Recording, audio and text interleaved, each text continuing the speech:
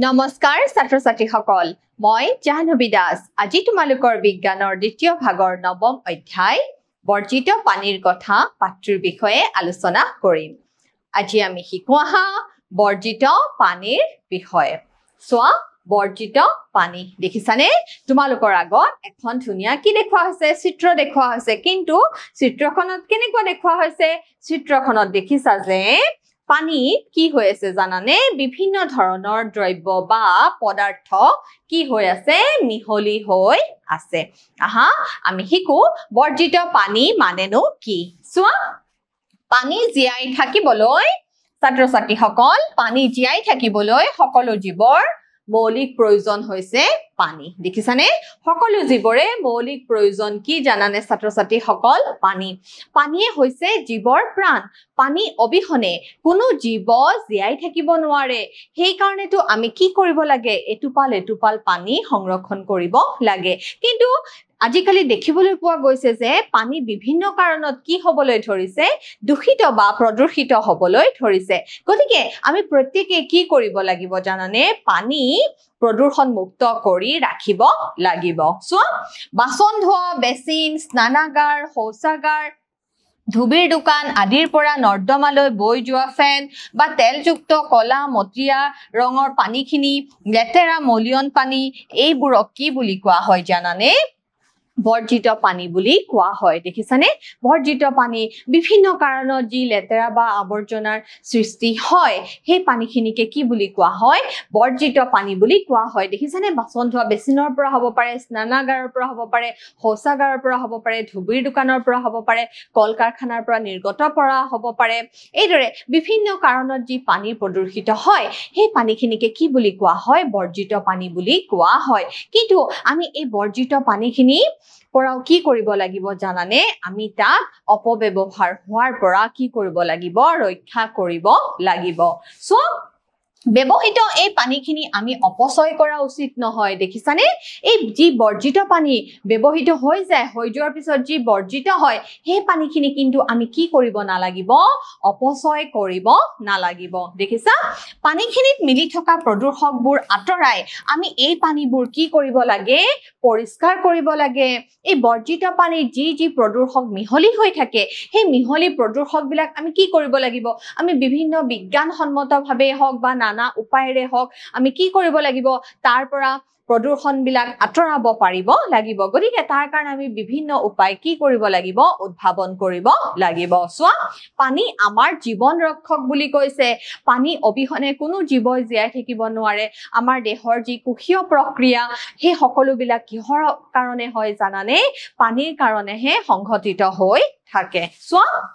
সাফাই কৰা উদ্ভিদক পানী দিয়া ৰন্ধা বাসন বৰ্তন ধোৱা কাপোৰ ধোৱা এই বিভিন্ন ক্ষেত্ৰত আমাৰ কি হৈ যায় জানানে আমাৰ পানী ব্যৱহাৰ হয় বা পানী আমাক বিভিন্ন কামত লাগে সো আমি বহুলাংশে নদী হ্ৰদ বা ভূগৰ্ভস্থ পানীৰ পৰা পানী পাওঁ এই বিষয়ে তোমালোকে আগৰ অধ্যায়তো শিকি আহিছা যে আমি পানীৰ উৎসৰ পৰা পাওঁ আমি ভূগৰ্ভৰ পৰা পানী পাওঁ হয়নে নহয় নদী হ্ৰদ পুখুৰী টেপ দমকল কুঁৱা আদি বিভিন্নৰ পৰা আমি কি কৰো পানী আহৰণ কৰো সো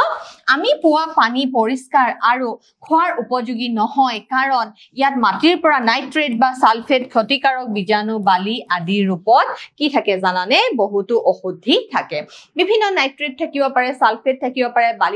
বালিৰ ৰূপত বিভিন্ন অশুদ্ধি কি হৈ থাকিব পাৰে মিহলি হৈ থাকিব পাৰে সো খোৱাৰ উপযোগী বিশুদ্ধ পানী খোৱা পানী বুলি জনা যায় যি পানী খোৱাৰ বাবে উপযোগী সেই পানীকে খোৱাৰ বিশুদ্ধ পানী বুলি কোৱা হয় হেহে কেৱল পানী সংৰক্ষণ কৰাই নহয় ব্যৱহৃত পানীখিনি সাগৰ বা আন কোনো জলভাগত পেলোৱাৰ আগতে পৰিষ্কাৰ কৰাটো প্ৰয়োজনীয় দেখিছানে অকল যে আমি পানী সংৰক্ষণ কৰাটোৱে আমি অকল পানীয়ে সংৰক্ষণ কৰিব লাগে এনে নহয় আমি কি কৰিব লাগে ব্যৱহৃত পানীখিনি সাগৰ বা অন্য কোনো জলাধাৰত পেলোৱাৰ আগতে আমি সেই পানীখিনিৰ পৰা কি আঁতৰাব লাগিব সেই পানীখিনি আমি পৰিষ্কাৰ কৰি ল'ব লাগিব তাৰ মানে তাৰ পৰা আমি প্ৰদূষণ কি কৰিব লাগিব প্ৰদূষক মুক্ত কৰি ল'ব লাগিব প্ৰদূষণ মুক্ত কৰিহে আমি সেই পানীখিনি বিভিন্ন জলাধাৰত পেলাব লাগিব সো ব্যৱহাৰৰ বাবে উপযুক্ত পৰিষ্কাৰ পানী দুৰ্ভাগ্যজনকভাৱে সকলোৰে বাবে উপলব্ধ নহয় দেখিছানে যি উপযুক্ত পৰিষ্কাৰ পানী হেয়া সকলো মানুহৰে ভাগ্যত নাথাকে সকলোৰে কাৰণে উপলব্ধ নহয় সো 1 বিলিয়নতকৈ অধিক লোকৰ বিশুদ্ধ খোৱা পানীৰ সুবিধা নাই দেখিছানে কিমান আচৰিত কথা 1 বিলিয়নতকৈ অধিক লোকৰ কি ব্যৱস্থা নাই খোৱা পানীৰ বিশুদ্ধ ব্যৱস্থা নাই বা তেওঁলোকে কি লাভ কৰা নাই বিশুদ্ধ খোৱা পানী লাভ কৰা নাই মানুহৰ বাবে ই মৰ্যাদা হানিকাৰক নহয়নে হয়নে নহয় ই মানুহৰ বাবে এটা কেনেকুৱা কথা মৰ্যাদা হানিকাৰক কথা সো জনসংখ্যা বৃদ্ধি প্ৰদূষণ ঔদ্যোগিক বিকাশ ত্ৰুটিপূৰ্ণ ব্যৱস্থাপনাকে আদি কৰি বহু কাৰকৰ বাবে বিশুদ্ধ পানীৰ ক্ৰমাগত অভাৱ হোৱাৰ বিষয়ে তোমালোকে ইতিমধ্যে অৱগত হৈছা দেখিছানে ইয়াৰ আগৰ অধ্যায়টো আমি পঢ়িছো যে বিভিন্ন কাৰ্যকলাপৰ ফলত কি হয় পানী প্ৰদূষণ হয় জনসংখ্যা বৃদ্ধি হ'ব ধৰিছে ফলত মানুহৰ চাহিদা বৃদ্ধি হৈছে পাহাৰীয়া অঞ্চলৰ গছ-গছনি কাটি পেলাইছে হেউজীয়া গছ-গছনিৰ অভাৱ হৈছে বনাঞ্চল ধ্বংস হৈছে ঔদ্যোগিকৰণৰ বৃদ্ধি হৈছে ফলত ভূগৰ্ভৰ পৰা পানী উলিয়াব লগা হৈছে হয়নে নহয় কৃষি ক্ষেত্ৰত বিভিন্ন ৰাসায়নিক কীটনাশক দ্ৰব্য আদি ফাৰ্টিলাইজাৰবোৰ ব্যৱহাৰ কৰিব লগা হৈছে হয়নে নহয় ছাত্ৰ-ছাত্ৰীসকল বৰষুণৰ পৰিমাণ কমি গৈছে এইদৰে বিভিন্ন কাৰণত কি হ'বলৈ ধৰিছে পানী প্ৰদূষণ হ'বলৈ ধৰিছে সো পৰিস্থিতিৰ গুৰুত্ব উপলব্ধ কৰি 22 মাৰ্চ 2005 বিশ্ব জল দিৱসৰ দিনাখন দেখিছানে বিশ্ব জল দিৱস বুলি কোন তাৰিখে পালন কৰা হয়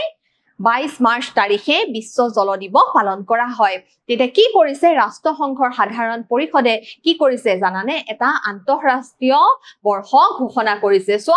ৰাষ্ট্ৰসংঘৰ সাধাৰণ পৰিষদে 2005 পৰা 2015 চনৰ এই সময়খিনিক কি বুলি কৈছে দেখিছানে এটা ধাৰণা আগবঢ়াইছে কেনেকুৱা ধাৰণা যে পানীয়ে প্ৰাণ দেখিছানে ওয়াটাৰ ফৰ লাইফ পানীয়ে প্ৰাণ ধাৰণাক মূল মন্ত্ৰ হিচাপে লৈ কাম কৰি যাবলৈ আন্তঃৰাষ্ট্ৰীয় দশক হিচাপে ঘোষণা কৰিছে দেখিছানে 10 বছৰ 2005 চনৰ পৰা 2015 চনক কেনেকুৱা কৈছে আন্তঃৰাষ্ট্ৰীয় দশক হিচাপে ঘোষণা কৰিছে আৰু ধাৰণাটো কি যে পানীয়ে প্ৰাণ দেখিছানে পানীয়ে প্ৰাণ ধাৰণা পানী প্ৰাণ ওয়াটাৰ ফৰ লাইফ কিমান চনৰ পৰা কিমান চনলৈকে কিমান দশক 2005 ৰ পৰা 2015 সো ব্যৱহাৰ কৰা বা জলাশয়ত জমা হোৱাৰ আগতে পানীখিনিক পুনৰাই ব্যৱহাৰ কৰাৰ বাবে প্ৰদূষক মুক্ত কৰা প্ৰক্ৰিয়াটোৱে হৈছে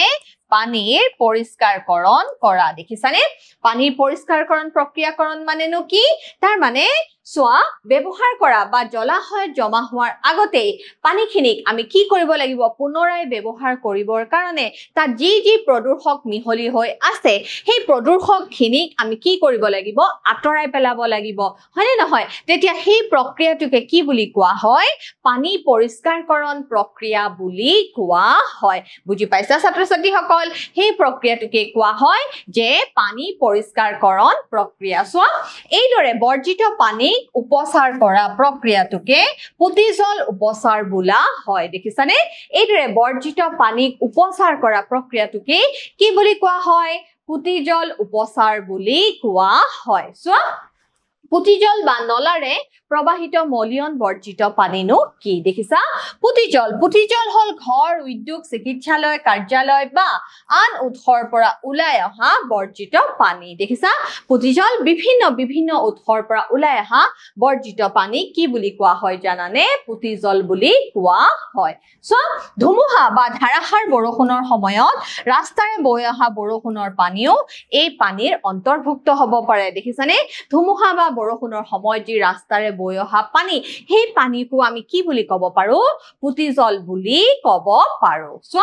পুতিজল হৈছে এক জুলীয়া আৱৰ্জনা দেখিছানে পুতিজল মানে কি পুতিজল হৈছে এক জুলীয়া আৱৰ্জনা ইয়াৰ অধিকাংশই হৈছে পানী য'ত ঔষধি দ্ৰব্য কিছুমান উপঙি বা দ্ৰৱীভূত হৈ থাকিব পাৰে দেখিছানে পুতিজল হৈছে এক জুলীয়া আৱৰ্জনা য'ত কি হ'ব পাৰে দেখিছানে য'ত ঔষধি বা দ্ৰব্যবোৰ কি থাকিব পাৰে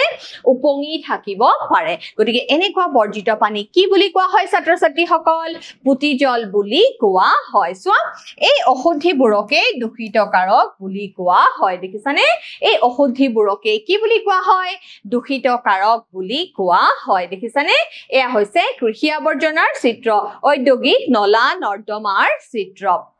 সোৱা নলাৰ গঠন পুতিজল হৈছে এবিধ জটিল মিশ্ৰণ য'ত কঠিন পদাৰ্থ বা গোটা পদাৰ্থ দেখিছানে কঠিন পদাৰ্থ বা গোটা পদাৰ্থ বিভিন্ন জৈৱিক আৰু অজৈৱিক অশুদ্ধি পুষ্টিকৰ পদাৰ্থ পৰজীৱী আৰু ৰোগ সৃষ্টিকাৰী বেক্টেৰিয়া আৰু অন্যান্য অণুজীৱ থকা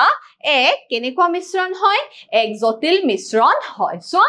ইয়াৰ ভিতৰত তলত উল্লেখ কৰা কেইবাটাও কি হৈ থাকে অন্তৰ্ভুক্ত হৈ থাকে জৈৱ অশুদ্ধিবোৰনো কি আমি চাওঁ আহা জৈৱ অশুদ্ধিৰ অন্তৰ্ভুক্ত হৈছে মানুহৰ মলমূত্ৰ দেখিছানে প্ৰাণীৰ বৰ্জিত পদাৰ্থ তেল ইউৰিয়া আদি হয়নে নহয় সোৱা ইউৰিয়া মানুহৰ কেনেকুৱা হয় মানুহৰ ৰেচন দ্ৰব্য হয় হয়নে নহয় প্ৰস্ৰাৱ কীটনাশক দ্ৰব্য তৃণনাশক দ্ৰব্য ফলমূল আৰু পাচলিৰ পেলনীয়া অংশ দেখিছানে এই সকলোবিলাক কি বুলি কোৱা হৈছে জৈৱিক অশুদ্ধি বা জৈৱ অশুদ্ধি বুলি কোৱা হৈছে অজৈৱ অশুদ্ধিবোৰ কেনেকুৱা হ'ব পাৰে নাইট্ৰেট ফসফেট বিভিন্ন ধাতু দেখিছানে নাইট্ৰেট যৌগ ফসফেট যৌগ আৰু বিভিন্ন ধাতুৰ মিশ্ৰণ হ'ব পাৰে সোৱা পোষক দ্ৰব্য ফসফৰাছ আৰু কি হ'ব পাৰে নাইট্ৰজেন জাতীয় পদাৰ্থ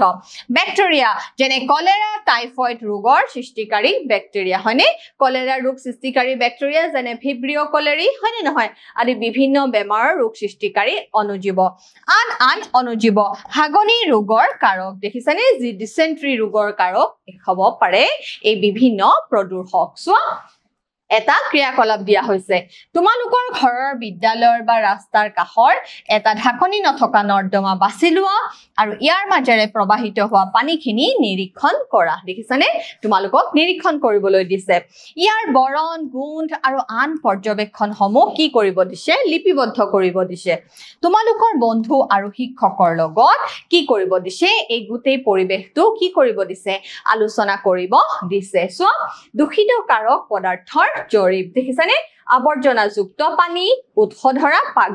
পাকঘৰ পৰা দূষিত কাৰক দ্ৰব্য বিভিন্ন শাক পাচলি ফলমূলৰ পেলনীয়া কি থাকিব পাৰে আৱৰ্জনা থাকিব পাৰে হয়নে নহয় সোৱা আৱৰ্জনাযুক্ত দুৰ্গন্ধ পানী বিভিন্ন শৌচাগাৰ বা স্নানাগাৰৰ পৰা যি নিৰ্গত পানী তাতে কি থাকিব পাৰে বিভিন্ন বেমাৰৰ বীজাণু কি থাকিব পাৰে বাহ ল'ব পাৰে কাৰখানাৰ পৰা নিৰ্গত আৱৰ্জনা ঔদ্যোগিক আৰু বাণিজ্যিক প্ৰতিষ্ঠানৰ পৰা হয় নহয় বিভিন্ন নাইট্ৰজেনযুক্ত ফসফৰাছযুক্ত কি হ'ব পাৰে দূষিত কাৰক দ্ৰব্য থাকিব পাৰে হয়নে নহয় সোৱা গতিকে আমি এই সকলোবিলাক আমি কি কৰিব লাগিব এই আমি প্ৰদূষণ বিলাক কি কৰিব লাগিব নাইকিয়া কৰিব লাগিব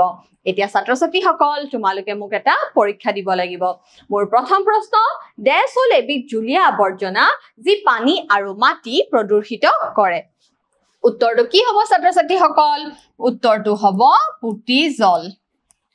পুতিজল হ'ল এবিধ জুলীয়া আৱৰ্জনা যি পানী আৰু মাটি প্ৰদূষিত কৰে মোৰ দ্বিতীয় প্ৰশ্ন বৰ্জিত পানী পুনৰ ব্যৱহাৰ কৰিব নোৱাৰি ই শুদ্ধ নে অশুদ্ধ